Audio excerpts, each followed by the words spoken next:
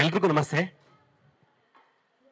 ಧಾರವಾಡದಲ್ಲಿ ಪೇಪರ್ ಹಾಕುತ್ತಲೇ ಪತ್ರಿಕೋದ್ಯಮ ಮುಗಿಸ್ಕೊಂಡು ಬಂದು ಬೆಂಗಳೂರಿಗೆ ಕೆಲಸ ಅಂತ ಬಂದಾಗ ನನ್ನ ಕೆಲಸ ಕೊಟ್ಟು ಈ ವೃತ್ತಿ ಪತ್ರಿಕೋದ್ಯಮಕ್ಕೆ ಮೆಟ್ಟಿಲು ಹಾಕಿದಂತಹ ಜೋಗಿ ಸರ್ ಹಾಗೂ ನಾಡಿನ ಶ್ರೇಷ್ಠ ಬರಹಗಾರರಾದ ಯತಿರಾಜ್ ಸರ್, ಎಲ್ಲದಕ್ಕಿಂತ ಹೆಚ್ಚಾಗಿ ಕರ್ನಾಟಕದ ಆಯಾ ಭಾಗಗಳಲ್ಲಿ ಹುಡುಕಿ ಬರಹಗಾರರನ್ನು ಪ್ರೋತ್ಸಾಹಿಸುವುದರ ಜೊತೆಗೆ ಕನ್ನಡ ಪುಸ್ತಕಗಳನ್ನು ಗಡಿನಾಡಿಗಳಿಗೂ ಹಂಚುವಂತಹ ವೀರಕಪುತ್ರ ಶ್ರೀನಿವಾಸ್ ಸರ್ ಹಾಗೂ ನನ್ನಿಷ್ಟದ ಮಹೇಶ್ ಅರ್ಬಳ್ಳಿ ಸರ್, ಪೂರ್ಣಿಮಾ ಮೇಡಮ್ ಹಾಗೂ ನನ್ನಿಷ್ಟದ ಕಥೆಗಾರ ಶಿವಾಗ್.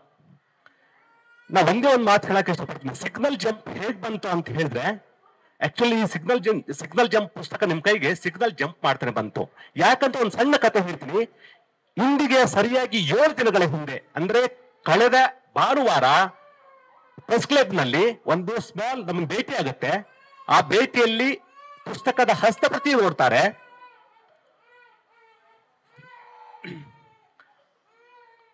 ಆರು ದಿನಗಳ ಹಿಂದೆ ಪುಸ್ತಕ ಓಕೆ ಆಗುತ್ತೆ. 5 ದಿನಗಳ ಹಿಂದೆ ಎಲ್ಲ ತಿದ್ದುಪಡಿ ಆಗುತ್ತೆ. 4 ದಿನಗಳ ಹಿಂದೆ ಪುಟ ವಿನ್ಯಾಸ ಆಗುತ್ತೆ. 3 ದಿನಗಳಿಂದ ಪ್ರಿಂಟ್ ಹೋಗುತ್ತೆ. ಇವತ್ತು ನಿಮ್ಮ ಕೈಲಿದೆ. ಅಂದ್ರೆ ಈ ಪುಸ್ತಕ ಸಿಗ್ನಲ್ ಜಂಪ್ ಮಾಡ್ಕೊಂಡೇ ಬಂದಿದೆ. ಇವತ್ತು ಈ ತುಂಬು ಮಡಿಲಲ್ಲಿ ನನ್ನನ್ನು ನಿಮ್ಮೆದುರಿಗೂ ನಿಲ್ಲಿಸಿದಂತಹ ನನ್ನ ಸಹೋದರ ಅನಂತ್ ಕುಣಗಲ್ ಅವರಿಗೆ ಕೇವಲ ಧನ್ಯವಾದ ಹೇಳಿದ್ರೆ ತುಂಬಾ ಚಿಕ್ಕದಾಗ್ಬಿಡುತ್ತೆ.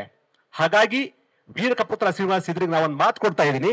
ಇನ್ನು ಮುಂದೆ ಅವ್ವ ಪುಸ್ತಕಾಲಯಕ್ಕೆ ನಾನು ಹೆಗಲಾಗಿರ್ತೀನಿ, ಹಿರಿಯ ಮಗನಂತಿರ್ತೀನಿ ಅಂತ. ಆಮೇಲೆ ನಾನು ಕುತೂಹಲದಿಂದ ಈ ಅವ್ವ ಪುಸ್ತಕಾಲಯದ ಕಾರ್ಯಕ್ರಮಗಳನ್ನು ನೀವು ಹೇಗ್ ಮಾಡ್ತೀರಿ ಅಂತ ಕುತೂಹಲದಿಂದ ಕೇಳಿದೆ. ಹೇಳಿದ್ರು ಅವ್ವನ ಮಡಿಲಲ್ಲಿ ಒಂದು 30 ಜನ ಇದ್ದಾರೆ, ಎಲ್ಲರೂ ಒಟ್ಟಿಗೆ ಸೇರ್ಕೊಂಡು ಮಾಡ್ತೀವಿ ಅಂತ ಹೇಳಿ. ಸೊ ನಾನು ಏನಾದ್ರು ಕೊಟ್ಬಿಡೋಣ ಅಂತ ಅನಿಸ್ತು. ಏನಾದ್ರು ಕೊಟ್ಟರೆ ಚಿಕ್ಕದಾಗಬಹುದು ಅಂತ. ಬಟ್ ವೀರಕಪುತ್ರ ಶ್ರೀನಿವಾಸ್ ಸರ್ದ್ರಿಗೆ ಇವಾಗ ನೀವೇ ಅವಕಾಶ ಕೊಡಿಸ್ಬೇಕು. ಅವ್ವ ಪುಸ್ತಕಾಲಯದ ಮುಂದಿನ ಕಾರ್ಯಕ್ರಮ ಏನ್ ನಡೆಯುತ್ತೆ ಅದು ಸಂಪೂರ್ಣ ಜವಾಬ್ದಾರಿಯನ್ನು ಅವ್ವನ ಪುಸ್ತಕಾಲಯದ ಹಿರಿಯ ಮಗ ನಾನ್ ತಗೊಳ್ತೀನಿ. ಇನ್ನು ಅಪರಿಚಿತ ಓದುಗರು ಅಂತ ನಂಗೆ ನಿಜವಾಗ್ಲು ನಾನು ಆಫೀಸ್ಗೆ ಹೋಗುವಾಗ ವಾಕ್ ಮಾಡುವಾಗ ಕಬ್ಬನ್ ಪಾರ್ಕ್ ನಲ್ಲಿ ನೋಡ್ತಾ ಇದ್ದೆ.